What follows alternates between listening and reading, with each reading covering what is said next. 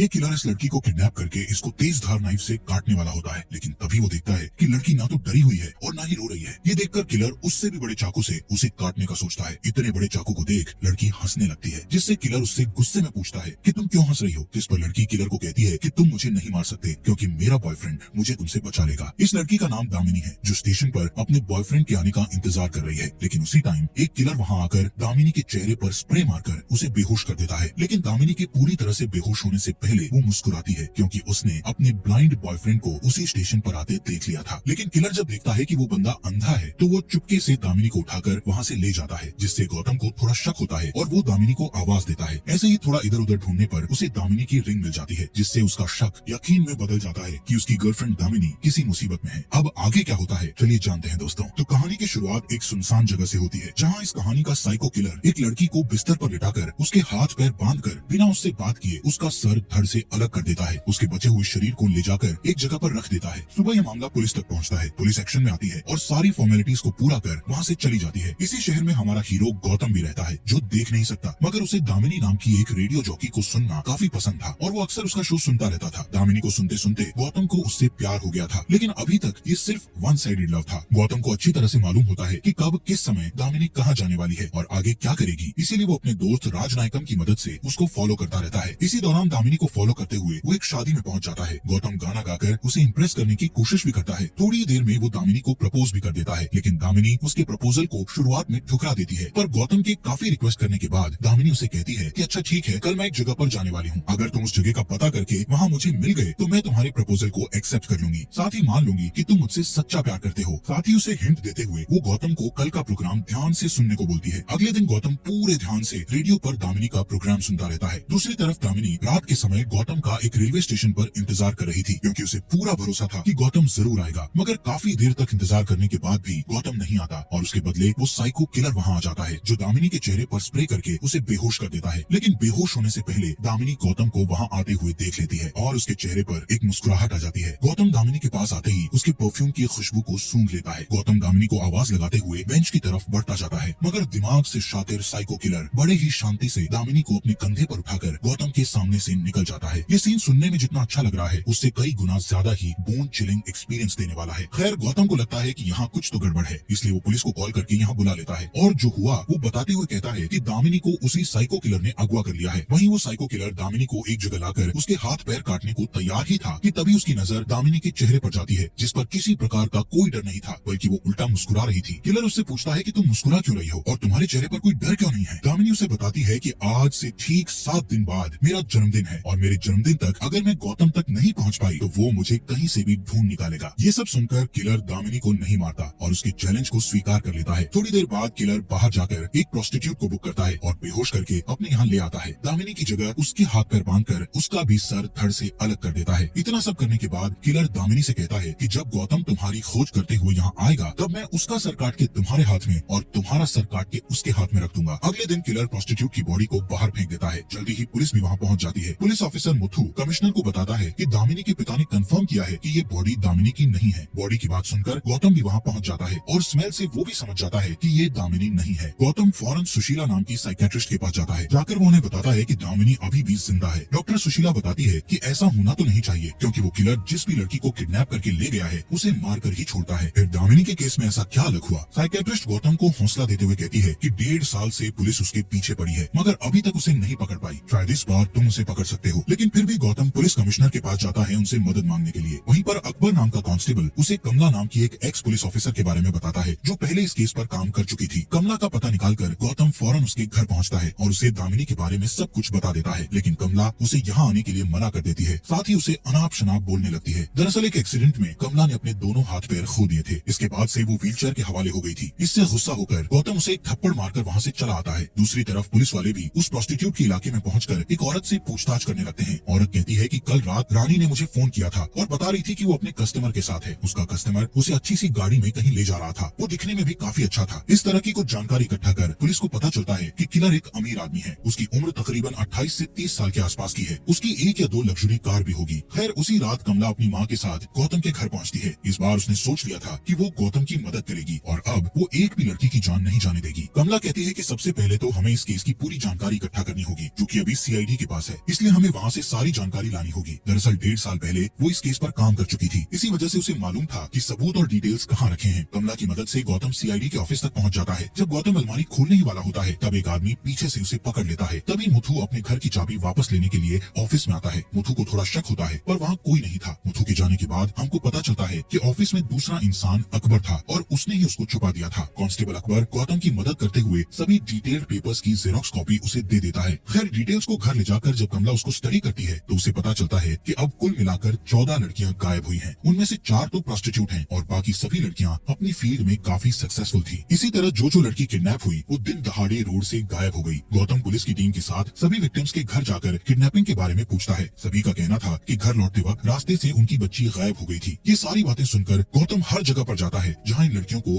आखिरी बार देखा गया था। गौतम नोटिस करता है सभी क्राइम सीन पर एक चीज कॉमन है जो कि एक डस्टबिन था, जिससे गौतम और कमला समझ जाते हैं कि जब वो लड़की अपने घर वापस जा रही होगी तो उन्हें डस्टबिन के पास जरूर कुछ दिखा होगा, इसलिए वो अपनी गाड़ी को रोककर उतरी होगी। पास ही खेल रहे बच्चों से पूछने पर उसे पता चलता है कि हमारे बच्चे ने रूपा नाम की लड़की के हाथ में एक पपी को देखा था। इस बात से गौतम और कमला प्रेडिक्ट करते हैं कि पहले किलर एक क्यूट से पपी को खरीदता होगा और उसे लाकर डस्टबिन के पास छोड़ देता होगा। फिर जब लड़की पपी को देखकर अपनी गाड़ी रोकती होगी तभी वो किडनैपर कहता होगा कि ये कुत्ता मेरा है, प्लीज इसे लाकर मुझे दे दो। और जैसे ही लड़की उसके पास जाती होगी वो किसी तरह से उनको बेहोश करके किडनैप कर लेता होगा। दूसरे दिन किडनैपर ठीक इसी प्लानिंग से एक नई लड़की को किडनैप करने वाला होता है, मगर वो इसमें सफल नहीं हो पाता क्योंकि कल कमला और गौतम ने ट्विटर पर ट्वीट करके सबको बता दिया था कि जहाँ पर भी कुत्ता दिखे तो उससे दूर ही रहें। इसलिए ये लड़की किलर के जाल में नहीं फंसी। ट्वीट का पता चलते ही तिलमिलाया हुआ किलर हैकर के पास जाकर ये पोस्ट डिलीट करने को कहता है और काम होने के बाद वो इस हैकर को भी मार देता है। उसी रात किलर उस लड़की को भी किडनैप कर लेता है जो आज सुबह इससे बच गई थी। किलर उस लड़की को अपने यहाँ लाकर एक बार फिर मार डालता है, मगर इस बार वो लड़की का सर काटकर उसका धड़ लाकर गौतम के घर के बाहर रखकर एक मैसेज भेजता है जिस पर लिखा था एडवांस हैप्पी बर्थडे। गौतम को उस लड़की के शरीर से एक अजीब सी महक आती है, इसलिए वो राजनायकम से कहकर एक सफेद और एक काले पिग को लाने के लिए कहता है। राजनायकम ऐसा ही करता है और वो उसके सामने दोनों पिग लाकर रख देता है। गौतम कमला को बताता है कि उसे इस लड़की की बॉडी के साथ ही इससे पहले मरने वाली प्रोस्टिट्यूट लड़की से सफेद पिग वाली गंध आ रही थी। वो लोग एक एक करके सभी पिग फार्म पर जाकर खोजबीन करने लगते हैं, मगर कोई भी पिग फार्म में उनको ऐसा यंग मालिक दिखाई नहीं देता जो किलर के हुलिये के साथ मैच होता हो। इसी दौरान मुथु को ये बात पता चल जाती है कि गौतम और उसकी टीम पिग फार्म जाकर पूछताछ कर रहे हैं, क्योंकि मुथु ने एक आदमी को गौतम के पीछे लगा रखा था। मुथु ऐसे ही एक पिग फार्म पर जाता है और इत्तेफाक से एक फार्म का मालिक वही किलर होता है जिसे ये अभी तक खोज रहे थे। पुलिस को अपने यहाँ देख किलर घबरा जाता है और पुलिस वाले को इंजेक्शन लगाकर बेहोश कर देता है। इसके बाद हम पुलिस वाले को उसके कमरे में बंद देखते हैं जिसमें किलर अपने सभी कारनामों को अंजाम दिया करता था। जब वो किलर वहाँ पर नहीं होता, दामिनी उसको होश में लाकर उसे यहाँ से भागने को कहती है, लेकिन मुथु कहता है कि मुझसे नहीं हो पाएगा। थोड़ी देर में वो साइको किलर मुथु के पास आकर उसे भी मार डालता है। इसी तरह सभी पिग फार्म की जांच करने पर गौतम और उसकी टीम के हाथ कोई सबूत नहीं लगता, लेकिन कमला को पूरा भरोसा था कि किलर इन्हीं में से किसी एक पिग फार्म में मौजूद होगा। नतीजे न मिलने पर बेचारा गौतम काफी दुखी होता है और फैसला करता है कि आज रात वो घर पर अकेला रहेगा। थोड़ी देर बाद साइको किलर की गाड़ी वहाँ आ जाती है। गौतम समझ जाता है कि ये किलर की गाड़ी है, इसलिए वो जानबूझकर अपने घर से बाहर निकलकर अपने हाथ में एक कैक्टस का पौधा लेकर गाड़ी के पास जाता है। वहीं दूर खड़ा राजनायकम अपनी गाड़ी से किलर की गाड़ी को फॉलो करने लगता है। दोनों के बीच में एक काफी लंबी चेज होती है। दुर्भाग्य से राजनायकम किलर के हाथों मारा जाता है। किलर राजनायकम के फोन से गौतम को फोन करके बताता है कि मैं दामिनी को उसके जन्मदिन वाले दिन मार डालूंगा। गौतम को अगले दिन राजनायकम के बारे में पता चलता है। ये सुनकर वो बहुत दुखी होता है, लेकिन राजनायकम उसकी आंखें था। साथ ही एक सच्चा दोस्त भी। पोस्टमार्टम करने वाले डॉक्टर गौतम को उसका सामान देते हुए उसे बताते हैं कि किलर उसकी दाहिने हाथ की छोटी उंगली को काटकर अपने साथ ले गया है। ये सब देखने के बाद गौतम कमला और उसकी माँ को कहता है कि वो अब और किलर के पीछे नहीं भागेगा। इस बात से कमला काफी नाराज हो जाती है और कहती है कि अगर तुम्हें इतनी जल्दी हार माननी थी तो मुझे क्यों निकाला अंधेरे से बाहर? क्या जरूरत थी मुझे उम्मीद देने की? सब मेरी गलती थी जो तुम पर भरोसा किया। अगर उस समय मैं कॉलेज की सीढ़ियों से नहीं गिरी होती तो आज मैं ये केस अकेले ही सॉल्व कर लेती। ये कॉलेज वाली बात सुनकर गौतम और कमला सीधे उस कॉलेज में जाकर पूछताछ करते हैं जहाँ कमला 1.5 साल पहले आई थी। दरअसल यहाँ एक स्टूडेंट का भी मर्डर हुआ था। उसी सिलसिले में कमला यहाँ आई थी। सीसीटीवी फुटेज की जांच करने पर एक सस्पिशियस आदमी दिखाई देता है जो अपना मुंह छुपाए हुए बैठा था। कमला और गौतम दोनों फौरन प्रिंसिपल से मिलते हैं। उनसे पूछते हैं कि ये कौन व्यक्ति है जो इस वीडियो में आपके बगल में बैठा है। प्रिंसिपल उन्हें बताते हैं कि मुझे ये तो नहीं मालूम कि वो आदमी कौन था, लेकिन इतना जरूर कह सकता हूँ कि वो एक लेफ्ट हैंडेड था, क्योंकि उसने मेरे यहाँ पॉपकॉर्न भी बाएं हाथ से लिया था। साथ ही पूरे फंक्शन के दौरान उसका दायां हाथ उसकी पॉकेट में ही था। ये सब जानकर गौतम के दिमाग में एक बात अचानक से स्ट्राइक करती है और वो फौरन ही जाकर राजनायकम के सामान की जांच करता है। इससे उसे क्लियर हो जाता है कि किलर की दाहिने हाथ में छोटी उंगली नहीं है। दरअसल ये सुराग था जो गौतम का दोस्त उसके लिए छोड़ कर गया था। जब किलर गौतम के घर आया था तभी गौतम ने उसकी गाड़ी का माप ले लिया था। इसी की मदद से वो अलग अलग कार बनाने वाली कंपनियों में पूछताछ करता है और आखिरकार उन्हें सफलता मिल जाती है। एक कार कंपनी वाला बताता है कि ठीक आपके बताए अनुसार अंगुलीमाल नाम का एक आदमी है जिसके नाम एक होटल है और एक पिग फार्म भी है। किलर का पता कर कमला और गौतम उसी पिग फार्म पर जाते हैं, मगर वहाँ उन्हें पता चलता है कि अंगुलीमाल अभी बाहर गया है। इसी मौके का फायदा उठाकर गौतम उसके ऑफिस की छानबीन करने लगता है। इसी खोज पड़ताल में गौतम को एक मैप मिलता है जो लाकर वो कमला को दिखाता है। यहाँ से सीन शिफ्ट होता है और हम एक बार फिर दामिनी को देखते हैं इस बंद कोठरी में। दामिनी को एक औरत दिखती है जो कई सालों से यहाँ कैद है। दामिनी के पूछने पर वो बताती है कि मेरा नाम रेचल है। रेचल अंगुलीमाल की टीचर थी। अंगुलीमाल एक अनाथालय में बड़ा हुआ था। बचपन में रेचल ने किलर को सजा दी थी, उसी का बदला अंगुलीमाल आज उससे ले रहा है। दूसरी तरफ कमला मैप पर माचिस की तीलियां लगाकर गौतम के लिए मैप को समझने में आसान बना देती है। गौतम भी उंगलियों के सहारे मैप को याद कर लेता है। गौतम और कमला ठान लेते हैं कि ये दोनों जाकर दामिनी को वहाँ से छुड़ा लेंगे। कमला दिशा बताती है और गौतम ड्राइविंग करता है। अंगुलीमाल दामिनी को एक जगह लाकर एक कुर्सी पर बैठा देता है और उसके सामने उसकी टीचर रेचल भी होती है। असल में अंगुलीमाल के बचपन में जो घटना हुई थी उसको रिक्रिएट करता है। उसकी टीचर रेचल ने उसे बचपन में मास्टरबेट करने के लिए सजा दी थी। उस दिन टीचर रोज उसे 60 बार मारा करती थी। अंगुलीमाल अपने टीचर के सामने गिड़गिड़ाने लगता है कि टीचर मुझे माफ कर दो, मुझसे गलती हो गई। इस ड्रामे के बाद अंगुलीमाल अब दामिनी को मारने की तैयारी कर रहा था कि तभी दामिनी उससे सवाल पूछती है कि जो पुलिस वाले की डेड बॉडी पड़ी थी वो कौन था। इस पर अंगुलीमाल उसे बताता है कि जब मुझे गिरफ्तार करके जुवेनाइल होम ले जाया जा रहा था तब उसने मेरे साथ गलत हरकत की थी, इसलिए मैंने उसे मार डाला। गौतम और कमला भी उस जगह तक पहुंच ही जाते हैं। उनके अंदर जाते ही फैक्ट्री के अंदर लगे अलार्म बजना शुरू कर देते हैं। ये जानकर अंगुलीमाल जब गौतम को मारने ही वाला होता है तभी इलाके में पावर कट होती है। असल में कमला की माँ ने इस इलाके की लाइट को काट दिया था। अंधेरे में अंगुलीमाल गौतम को ढूंढने लगता है। अंगुलीमाल गौतम को बुलाते हुए कहता है कि मैं हार गया और तुम जीत गए, या तो मैं तुम्हें मारूंगा या तुम मुझे मार दो। तभी गौतम सामने आता है और अंगुलीमाल उसके पेट में छुरा मारकर उसे घायल कर देता है। गौतम भी बिजली का झटका देकर अंगुलीमाल को बेहोश कर देता है। बेहोश होते ही गौतम उसके हाथ जंजीरों से बांध देता है। उसके बाद गौतम दामिनी को ढूंढकर उसके हाथ पैर खोल देता है और जब ये दोनों यहाँ से भाग रहे होते हैं तब अंगुलीमाल जोर जोर से चिल्लाता है कि टीचर प्लीज मुझे अकेला छोड़कर मत जाओ, मैं अकेला नहीं रहना चाहता हूँ। ये सब सुन दामिनी चाबी लेकर उसकी तरफ फेंक देती है। जब अंगुलीमाल चाबी लेने के लिए आगे बढ़ता है तो उसकी टीचर रेचल चाबी को उठाकर निगल लेती है। अंगुलीमाल उसके पास जाकर उसका पेट फाड़कर खुद को जंजीरों से आजाद कर लेता है। जब तक वो भागकर बाहर आता तब तक दामिनी, गौतम और कमला वहाँ से जा चुके थे। दूसरे दिन पुलिस दामिनी को प्रेस के सामने बैठा देती है। दामिनी से पूछने पर वो अपना बयान देती है कि मुझे उस व्यक्ति में कोई साइको किलर नहीं दिखा, बल्कि मुझे तो एक छोटा बच्चा दिखा जिसे सबने अकेला छोड़ दिया था और उसके अकेलेपन का फायदा उठाया गया। अगर मैं ही उसकी माँ या बहन होती तो शायद उसे इतना प्यार मिलता कि वो कभी साइको किलर नहीं बनता। इस तरह से वो अपनी सिंपैथी शो करती है। ये इंटरव्यू अंगुलीमाल भी देख रहा था। वो समझ जाता है कि अब जाकर किसी ने उसे समझा है, किसी ने मुझे प्यार की नजरों से देखा। अपनी गलती और हार मानकर अंगुलीमाल एक पहाड़ से कूदकर अपनी जान दे देता है। इसी के साथ आज की फिल्म का यही अंत होता है। बात करें अगर फिल्म की तो हमेशा से पैटर्न देखा जाता है कि जबरदस्त फिल्म या कहानी में राइटर या डायरेक्टर जिसे बुरा बताना होता है उसे बुरा ही बताते हैं, लेकिन शायद उसके साथ ये बताना भी बहुत जरूरी है कि आज वो ऐसा है तो क्यों है। हम अंगुलीमाल को ही देखेंगे तो क्या आप कभी उस व्यक्ति, समाज या लोगों को माफ कर पाते जिसने आपके साथ गलत किया है। एक टीचर का काम सिखाना होता है, लेकिन एक गलती की सजा रोज बार बार देना ये गलत है, जैसा कि हमने इस कहानी में देखा। इसी के साथ ये कहानी यहीं पर खत्म हो जाती है।